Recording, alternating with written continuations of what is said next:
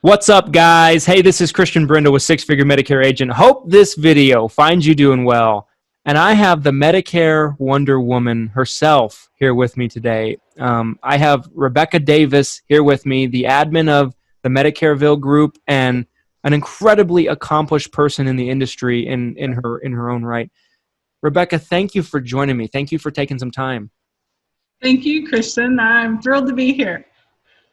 Hey, well, the pleasure is all mine. I mean, I joke, it's like the two group titans are clashing today, and I don't know how much clashing there's going to be. We seem to agree on most ththings, so it'll be the most boring clash of all time, So Texas versus Utah is pretty, calm. Yeah. Well, Rebecca, for anybody that doesn't know who you are, they're not familiar with you as of yet, talk about your story. How did you get into the insurance business, and how did you get to where you are today? Well, I originally got into the insurance business a little over 8 years now. I kind of actually just fell into the business. I had been managing retail stores, like major box name brand stores, and I had just had my son. And in that moment, I realized I no longer wanted to work holidays and Christmas and nights and weekends and all that. So while I was on maternity leave, I did some job searching, and I found an ad for State Farm. And I applied and got a higher contingency that I could get my licensing. So I got my licensing done while I was on maternity leave. And once I was done with that, I went right to work. It was kind of funny when I was looking at the ad, because I was thinking, so you're going to pay me to sell something you legally have to have. And my exact thought process, Christian, was, how hard can that be? I've been selling, $1,000 leather jackets to cowboys. I mean, insurance can't be that hard. Yeah. Well, as you learn, it's not quite so easy, but that was my original thought process. So I started with State Farm, got my start there. I was just a producer for an agent here locally. And I learned both sides of the field, P&C, business, and then, of course, life and health. They do dabble in Medicare, but not very much. With State Farm, I was actually on the ground floor of the ACA, because they were actually big with the ACA. They had their own portals and everything with that. So I was on the ground floor of that, and I learned that really well. And I think after a year, I was with State Farm about 4 years, but there was a year after the ACA when I really realized I liked the health so much better than the P&C. Sure. And I was training tons of agents because they were coming in and out. And, when you work for a captive like State Farm, I mean, really, you're just kind of spinning your wheels. You're just an employee.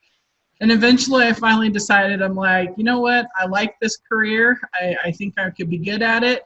But I want to be more than just, a producer for a guy at State Farm. So I decided to go out on my own, and I opened up Cannonball Insurance. And my son, his name is Cannon with a K. And since he's the whole reason why I fell into the insurance business anyway, so that's where the name came from. It's namesaked after him. I love it. And a lot of people don't know that about the company until they get to know me. And then they're like, oh, it makes so much sense now, the name, because it is not quite the norm. But he is the reason for me being here.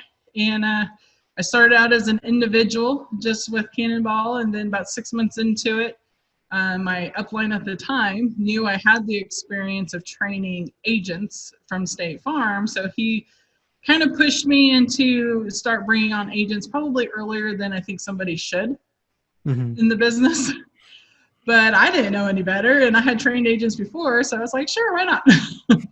So I brought on agents, and we grew. I started out with about, I think, three agents, my first AEP and myself, and, it was a whirlwind. And, after that first AEP, I was hooked. I'm like, man, this is the business. This is absolutely the business. And here we are. We're coming up on my 5th AEP, and we have just grown exponentially. I think we're at about 30 agents now, and we're pushing 10 states. And it's a blessing. This business is a blessing in so many levels. 100%. Well, congratulations on all the success, and I think that's great. And I did not know that about the agency name, so that is the coolest thing. I love that. I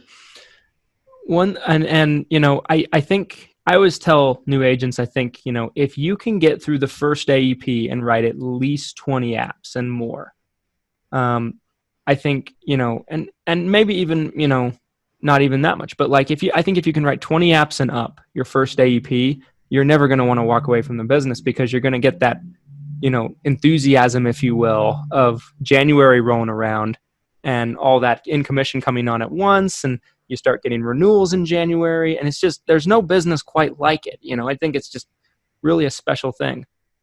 I agree. I tell new agents all the time, they always want to know, what can I expect my first AEP? And they don't understand. It doesn't matter how much training we give them before AEP. There's no training like AEP. Yes. I mean, learning how to deal with the clients, all the different situations that arise during it. I mean, you'll start your AEP where it takes you 3 hours to get through a client, and you'll end your AEP where you can go through them in 30 minutes. I mean, it's just amazing how those 2.5 months or 45 days, however you want to chop it up, is how it takes, a green agent and makes them versed in that short of time, because you're just dealing with so many different scenarios. I remember my first AEP, I didn't have a team yet. It was just me, because I opened the agency in August, so it was right before. Had no formal training except for a couple carrier trainings and the books. Thank God for the books and paper apps back then. And I just dove in, and I wrote I think 35 my very first AEP, Med Advantage. That's not counting the Obamacare and ACA, because I was really versed at that, so that was different. But just strictly Medicare, I wrote 35.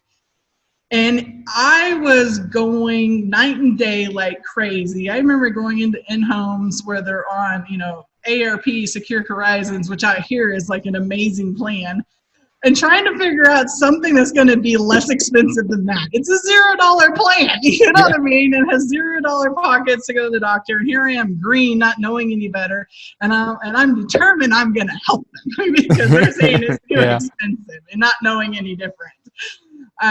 So I'd be in these homes for hours just trying to help people, but I learned so much that you're just jumping into it, not being afraid.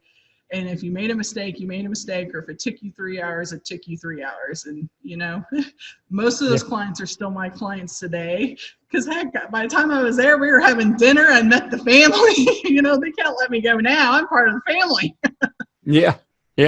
No doubt. I tell new agents, if you can hit 30 your first year, pat yourself on the back. That's an accomplishment. And a lot of people don't realize how hard that really is to do your first year.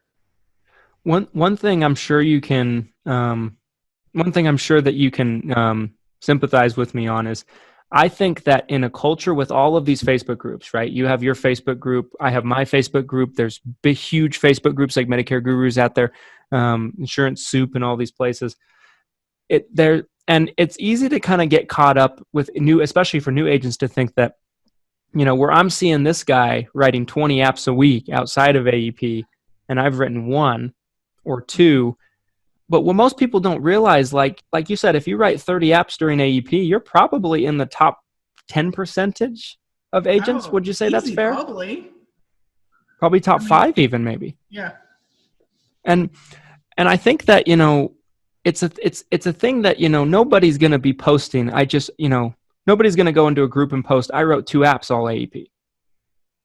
The only things you see in the groups are people being like, I wrote 200 this AEP or something like that, So I think I agree with you 100% that, if you can go into your first AEP as a new agent and write 30 or more, I think it's a success. I think you've done good. Oh, absolutely agree. And, some of those new agents are like, I want to write 100. And I'm like, I hope you do. Mm-hmm. But let's get realistic, because I don't want you to write 25 and then be so down on yourself because you wrote 100 that come January, you're looking for a job thinking you're not any good, because that's not how this business works. Yeah. Yeah, for sure. A lot of agents get discouraged, especially because of the groups. They see those numbers and they think everybody's doing those numbers. The 1% of the population in our business is doing those numbers. And the ones that are, like you and me and Justin Brock and, Tony Merv, they've been in this business a very long time. I mean, you've been in the business longer than I've been in the business, and you got to grow with it, and you have to learn to adjust and adapt and not take what everybody else says to heart, even if it is true, because like Galen said, it took me 30 something years to be an overnight success. I mean, that is a fantastic line, because that is so true in this business. You don't ever hear about somebody till they're, rocking it. Well, it took them years to build that, to get to that point. So those agents just don't need to get discouraged, especially new agents. Just keep plugging along. It's you get that ball moving, and then the motion, once it's in motion, it's easier to keep it in motion. But if it stops and you got to start pushing it back up the hill again, that's when it gets hard. So even if it's a slow roll, even if it's just one a week, just keep it in motion, and you'll be amazed at the end of the year what you've actually accomplished. Yeah, I agree completely. Let's talk about, real quickly, Rebecca, let's shift to COVID for a second. This thing that nobody wants to talk about anymore. We've had a lot of, agents have ups and downs. I mean, for us personally, like me personally, I produced more during the pandemic than I produced before the pandemic. It's just one of those things. But, everyone was kind of treating it like a wasteland a little bit, because, everyone's used to, a lot of agents are used to face-to-face, maybe not as used to telesales. Now that things are starting to be lifted, restrictions are starting to be lifted, and of course it's different everywhere, right? It's not going to be the case everywhere, but what are you telling your agents right now in terms of going back into houses? Is it time? Do they need to wait? What's a good approach? I think at this point in it, because every state is in a little bit of a different position on this, what their town has been like, or their state in general. I think I leave it up to the person of the home you're going into. Mm-hmm. I give that question to them. I give them the options. I'm like, I can come to you, you can come to my office, or we can do this over the phone. What are you comfortable with? Because, I'm healthy and I'm fairly younger compared to our seniors. And most of my agents are. I have one agent or two agents that's actually on Medicare. And now they're staying out because they're afraid of their own health. And I get that. And that is completely fine. But the younger agents that aren't so worried about themselves, but you still got to be mindful to your client. I just tell them, let your client decide. That is not your decision to make. That is their decision to make. Let them know the options that you have for them, and then find out what's comfortable to them. And if one wants to meet at home, but they want to meet outside on lawn chairs, 6 feet, that's fine. That's up to them. Come in, wear a mask, come in, take your shoes off. Or I have some that, now in my town, they're coming in the office. Our town's been mildly hit compared to the rest of the world, so they're not nervous coming into the office. But I have agents even in California. And California is much harder hit in the LA area. And I was just telling them the same way. Just leave it up to your senior. They're going to know what's best for them. And then if you're not comfortable with whatever they're asking, well, then that's when you chime in and be like, Miss Betty, I completely understand. I agree with you. Let's wear masks. But maybe we should sit outside if you're nervous about the inside. Or maybe we should meet at the local Starbucks if you think that's better than somebody's home. Maybe they have other relatives that are older or something. But, find that happy medium ground where, the client first and foremost is comfortable, but then don't put yourself in a situation where you're not comfortable either. Sure. I think that's great advice. And, we're kind of in the same boat too. We weren't hit nearly as hard as the rest of the country was here in the Salt Lake area. And, we've had people coming into the office. We opened back up about 3 weeks ago, and we've had people coming in ever since, like nothing's happened. I've gotten all kinds. Some show up with masks, some show with not, some have the mask in hand. They're like, do I put it on? Do I take it off? I'm like, that's up to you. We're not masked, just so you know. But you're more than welcome to, that's up to you. Yeah, for sure. Now, Rebecca, you've become known as kind of like the grassroots marketing queen, right? Talk about that for a second. Where did all these grassroots ideas come from? Did somebody teach these ideas to you, or do you just have a talent for coming up with the creative ideas in your head? Well, I love the grassroots, and I think I've made that perfectly clear. I like being involved. I can sit on the phone and dial all day. I learned it quite well at State Farm. But I'm one of those people, I get bored sitting at my desk all day. Sure. And I'm also very frugal. I come from a farm and ranch family, and my parents always screamed broke when, finally, 40 years old, I found out that they were perfectly fine. For the first 40 years of my life, I thought they were broke. And so I grew up in that frugalness. And, my initial upline was really far away. And they didn't buy leads, and they didn't support leads, and they didn't know anything about these groups or even 8% Nation or any. I mean, it was kind of strange what I've learned just in the last year, meeting people like you, what else is available. But buying leads just really didn't seem like an option for me. And part of that was with the State Farm. They bought leads for State Farm, and they were always crap, to be quite frank. They were horrible. I mean, but they were auto leads. Yeah. But they were horrible. But that's what I knew when it came to the lead market. And I'm like, I'm not going to spend money for leads that aren't going to go nowhere. So I was like, come up with a better way.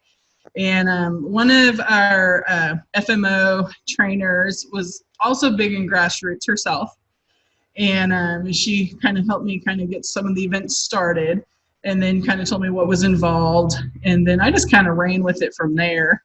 And a lot of times we bounce ideas off of each other and things like that to come up with even a more unique way. But I just really like the Grassroots. I like being involved. I think it's just a more natural way to meet people than just to buy a stack of leads. Sure. And I personally think I'm better in person with somebody than I am over the phone. I've learned to sell over the phone. I can write you over the phone. I have a strange sense of humor. And sometimes that doesn't always come across over the phone. Yeah. Or via text. So I personally just think I'm a better agent in person, and I do care about the seniors, and even my under 65 people. I do care. I was actually 20-something years ago. I was in the hospital in my insurance being denied after a really bad car wreck and not covering anything, and I was paying like $350 a month at 23 years of age 20 years ago for insurance, when insurance was cheap and supposed to be good. Wow. And they ended up $500,000 in hospital bills later. I had to file bankruptcy at 23 because they didn't pay anything. And I took it to 3 lawyers, and there was just nothing anybody could do. So I have been that person on the other end. And so I take it very personally when I sell a product to somebody. I've checked it out either myself, I've personally used it, or I have family members on it, and I tell them to go even before I'll offer it to somebody as a client. And so when they come into my office and actually meet me in person, I think they can tell off the bat that I legitimately care. Yeah. If this doesn't work, I want to know, because I'm going to fix it one way or the other. I'm either going to get the carrier to fix it, or we're going to switch it and fix it. And then that carrier is going in the trash, and nobody else is ever going to see that carrier again in my establishment. Sure. Yeah. And I think I portray that better in person than you can over the phone. Sure. I mean, definitely. I mean, for me, when I first started out, we were doing only face-to-face, booking appointments, not even having them come into the office, but going to homes, doing face-to-face. And that's really all that we did. And, phone sales wasn't natural to me. I feel like I do better face-to-face than I do over the phone. I've had to learn phone sales. I've had to get better at phone sales as I've gone. And it's something that I think I've turned more into a strength, but I'm in the same boat as you. It's always been more natural for me to sit down with somebody and they see me, I see them, they see my smile, and so I'm in the same boat as you with that. What I remember, I love, how in your group, and I think you have a great group, and we'll talk about that in a second here, but I love how in your group you share a grassroots marketing tip each and every day. And they're so unique and they're so creative. And I think you just do a great job for the agents, because not every agent can come right in and drop $1,000 on a direct mail order. No, they can't. And, the Grassroots takes longer to build. It does. And I'll tell agents that. But generally, because you don't have to do the expensive Grassroots, you can go and do the ones that don't cost anything. There's lots of those out there. So they don't cost anything but your time. And the other thing, it may take a little longer to build, but because you met them in another way, a more natural way, they're, I think, a stickier client. They're not the client that fills out the lead card every time one comes in looking for a better deal. Mm-hmm. They got to know you, and they bought you as much as they bought the insurance. They bought you, and I think that makes them a stickier client. So even though it's a little longer growth process, I think your retention is better. And as far as a new agent goes that maybe doesn't have a budget for leads, I think it's a great way to get your foot in the door. Yeah, I agree completely. And I think a lot of agents, when they think of Grassroots, they only think about events, but that's not always the case. I mean, yes, events are a big part of it, but you can do all kinds of things for Grassroots. There's a reason why I wear these t-shirts everywhere. It's not because I'm a dork. I am kind of a dork, but I've gotten business from people approaching me wearing my t-shirts, Absolutely. It's just about being creative and doing whatever you can do. And I think that's, I think if you have that working for you, I think it's a focus that not enough people put on, in my opinion. And I also think, it takes a different personality a little bit for Grassroots than a phone salesperson. Mm-hmm. And if you have that outgoing personality where you can just go and talk anybody up, you never met a stranger type personality, I mean, the seniors are going to love you. Yeah. Because you're not going to come across as afraid of them, because there's a lot of seniors out there, they're very invalid or senile, or and honestly, they don't get very much attention. So If you're outgoing and you're willing to just walk up to them and sit down and have a conversation with them, they love that. And you know what? You're right. You think about it. Well, they probably can't sign the application. You're probably right. They can't. They probably have a power of attorney. But you know what? The senior's going to go home or every Christmas event or every Thanksgiving and she's like, you got to meet my friend Christian or my friend Rebecca. You just got to meet her. And eventually they're going to put you in front of the person that can make that decision. I mean, it just is a slower time frame, but it's more meaningful, I think.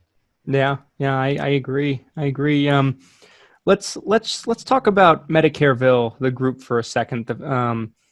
What spawned the idea of the group? Talk about that for a second. Well, I think as much as anybody else, trying to put a safe place together where new agents can talk about different things. There's lots of groups out there. I think they've all kind of turned into what they're good at. Mm-hmm. I think in the early stages of some of these groups, it was all kind of the same information. But I think you're really starting to see a progression of the groups breaking off into, what they're really good at. And I kind of made that decision even with Medicare Ville earlier this year. I'm like, you know what? I'm not going to try to keep reinventing the wheel or keep reposting what everybody else is posting. This is silly. I love Grassroots and I'm good at it. So I've turned it into more of a Grassroots type of group. I mean, yes, we should have questions about Medicare and Obamacare and everything else, just like the other groups. But my focus or my give back, so to speak, to the other agents out there is what I have done with Grassroots and how I've made it work. And I think, I personally believe more agents should do that because I think it's good for our seniors. Yeah. And I am all about helping somebody. I mean, I'll give anybody the shirt off my back if they ask me. And I have my own team and they're in there, but you get lots of questions and stuff from other people. Like I had my business page for a long time and there's agents on there and they're like, oh my gosh, that's so cool. How'd you do that? And I would, we talk about it and stuff. And I'm like, you know what? Why don't we make a group that's kind of about things like that? And, it's just a safe place. I don't put up with much BS. I don't probably get as much chatter in my group as you and some of the other groups, but I'm okay with that because the chatter we have in there is very to a specific point. Sure. And I'm good with that because we're talking about something very specific. Yeah. I mean, it's not, sometimes more chatter isn't always good. Sometimes more chatter means more watered down chatter, maybe some more drama. We've had plenty of that in ours lately. Which I don't like, I feel like people think that I'm the drama king and it circulates because of me. And that's not the case. I try to run away from it, but it is what it is. I wouldn't put you and drama together. No, neither would I. Like a get along with everybody kind of guy. I mean, that's what I thought. But what can you do? Right? Well, when you get drama, Christian, that means you're getting really famous. I think that's what it comes I'll take that. So talk about for a second, Rebecca. Let's talk about AEP for a second. Let's fast forward to AEP. Is there a certain time frame you tell your agents that they should start preparing for AEP? Because one thing I noticed, with some really big time producers as I started to get to know some of them more, is they started preparing for AEP a lot sooner than I did. We're already preparing for AEP. I mean, we started last month. Love it. We got 9 Walmarts secured, potentially 2 more. If I got a couple new agents, if they can get everything in place, I'll pick up another Walmart or 2 for them if they're still available. We have our old stores have been locked in from last year. We do HEBs and Walgreens and Kroger's, and we get the same stores every year unless I don't want them. United Healthcare is emailing me today and wanting to know if I could pick up any more stores. So I don't know if they have a bunch of stores that aren't getting picked up this year or what, which is strange because the Walmarts were under fire this year. It was hard to get your hands on a Walmart this year. I don't know if you noticed, but it was like that in Utah, but down here and in California too, they were like flying out the door like hotcakes. Yeah. But we do start preparing in May. Just kind of putting those motions in place on where the agent wants to be and what they want to do for AEP. June, it's all about recertifying. June and early part of July is all about recertifying. Then the end of the July, we start to have our real marketing talks. Who's going to be where? What days are you going to be there? What mail drops do you want? Do you want carrier mail drops? Do you want generic mail drops? Are you going to do grassroots while working AEP? Are you going to do formal events at restaurants or senior centers and, have a big crowd? And we start putting all that place kind of more the end of July. In August, we just, make sure everything's in place. Everybody has the flyers they need, the mailing list they need, and the mail is like ready, waiting there to go out. And we go over the plan changes, of course, because they all come out then. And in September, we take a deep breath. And the minute they say, for me in September is usually when I start reaching out to my personal clients and I tell the team to do the same. That's when in September month is when you should actually make that call to your client and either find out how their plan's going, if they're happy with it, if they're not happy with it, if they're not happy with it, what's wrong with it. Make those notes, get their updated drug list. Because you can't tell them much yet anyways, but you can at least have that initial conversation. So when October 1st rolls around, that client knows you're already on it and they don't have to worry about the guy at the local Walmart. Right. Yeah. I mean, customer retention is, in my opinion, just as important as acquiring new clients, To me, it's first and foremost. I have kind of a weird saying. I always say, watch your back door while you're busy working the front. Yeah. Because it doesn't do you any good to sell 5 today if 5 left too. Right. All you're doing is spinning your wheels. Yeah. I mean, there's a lot of agents out there that, and I won't name any or anything like that. And this isn't the case with everybody, but I think there's a lot of agents that, they're great producers, but they're not great retention keepers of clients.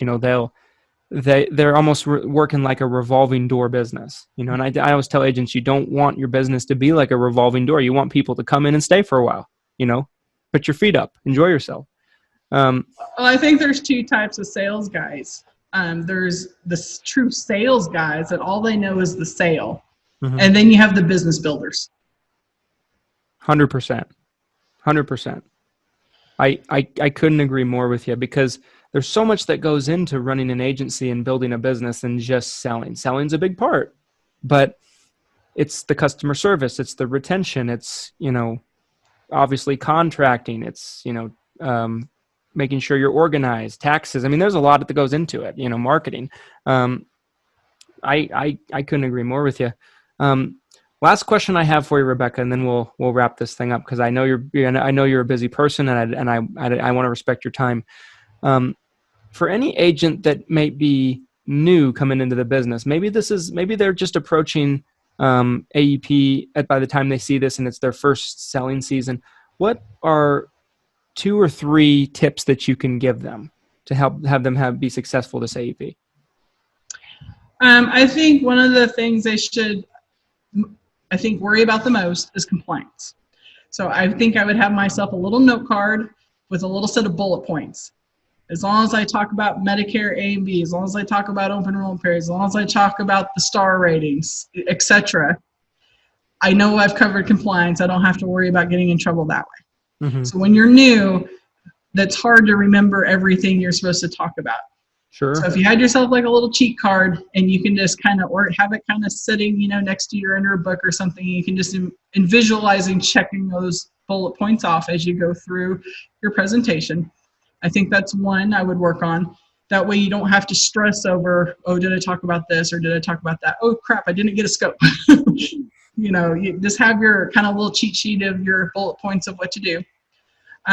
Don't be afraid to talk to people. If you're in a Walmart, no, you can't chase them down and be like, hey, have you seen the Medicare changes? No, you can't do that. But you absolutely can say, hey, Miss Betty, how's the day? Or, gosh, it's so cold outside. Are you keeping up? Or, Thanksgiving's around the corner. You got any big plans? You can get them to stop and at least acknowledge that you're there at the table.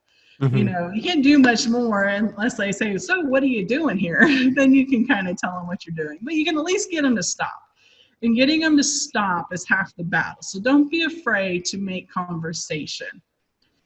And the other thing is, you know what? If you've worked on your training, if you did your AEP and you've got right people in place, you're going to have the answers, whether you know it right then or not. If you don't know it right then, say, you know what, Miss Betty, that is a great question.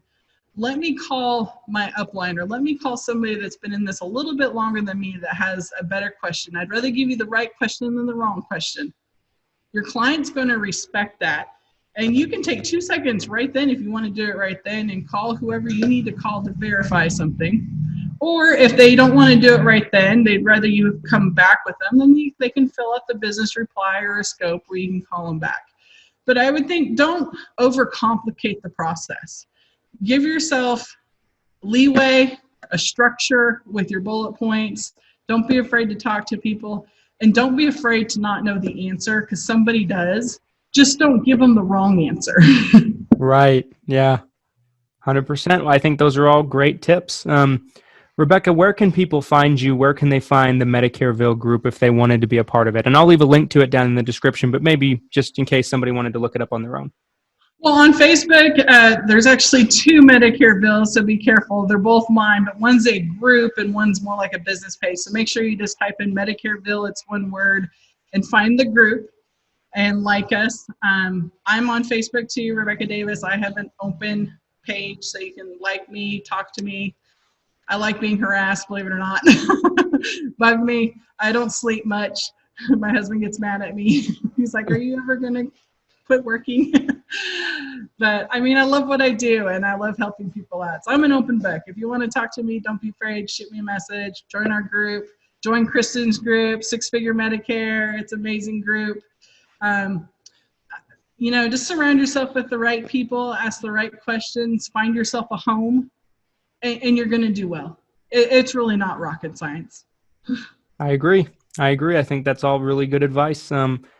Rebecca, thank you for the time. Thank you for taking some time to be with us today. And thanks for all your insight. I thought it was a really, really great conversation.